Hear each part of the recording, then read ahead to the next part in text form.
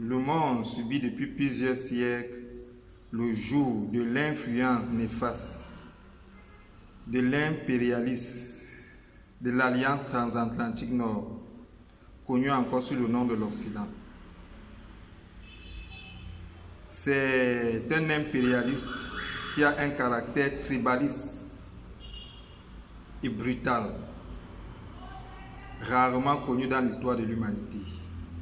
Et les principales victimes sont l'Amérique latine, qui connaît une misère sociale et une insécurité entretenue par les États-Unis d'Amérique, la Russie, qui est sans cesse menacée de destruction par cette alliance transatlantique Nord, et l'Afrique assujettie, maintenue dans la misère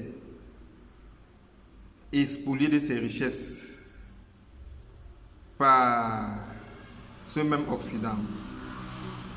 Il serait donc crucial pour ces trois zones géographiques que sont l'Amérique latine, l'Afrique et l'Asie du Nord, que constitue la Russie, de s'entendre pour former une alliance transcontinentale.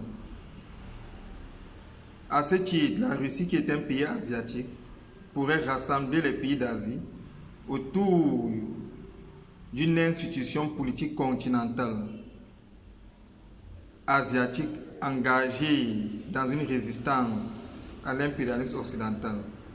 L'Union africaine existe déjà, il faudrait juste lui donner un contenu idéologique en l'affranchissant de l'Occident. Il faudrait aussi une institution politique latino-américaine regroupant les pays d'Amérique latine, aspirant à s'affranchir de l'influence des États-Unis.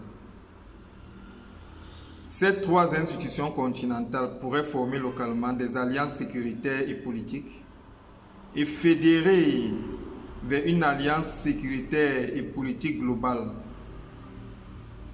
transcontinentale. Telle pourrait être schématisée la configuration de la résistance globale à l'impérialisme occidental.